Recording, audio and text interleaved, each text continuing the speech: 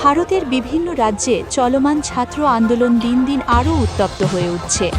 শিক্ষা ব্যবস্থা, পরীক্ষা সংক্রান্ত অভিযোগ এবং বিভিন্ন দাবিকে কেন্দ্র করে শুরু হওয়া এই আন্দোলন এখন বড় ধরনের জনবিক্ষোভে রূপ নিয়েছে।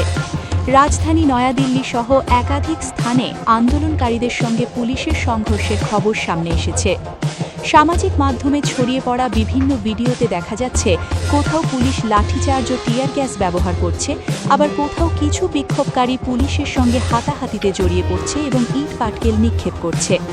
এসব ভিডিও দ্রুত ভাইরাল হলেও প্রতিটি ভিডিওর সময়, স্থান ও প্রেক্ষাপট আলাদাভাবে যাচাই করা জরুরি।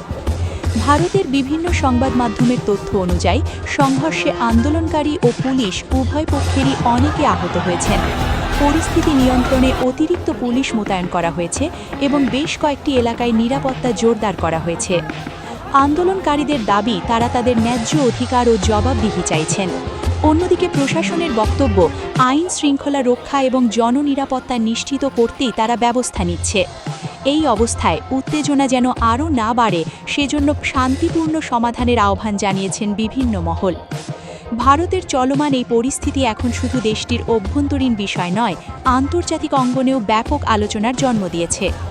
রাজনৈতিক বিশ্লেষকদের মতে, দ্রুত সংলাপ ও কার্যকর সমাধান না এলে পরিস্থিতি আরও জটিল হয়ে উঠতে পারে। এখন দেখার বিষয়, সরকার ও আন্দোলনকারীদের মধ্যে আলোচনার মাধ্যমে সংকটের সমাধান হয় নাকি পরিস্থিতি আরও উত্তপ্ত হয়ে নতুন মোড় নেয়। পুরো দক্ষিণ এশিয়ার নজর এখন ভারতের চলমান এই ঘটনা প্রবাহের দিকে।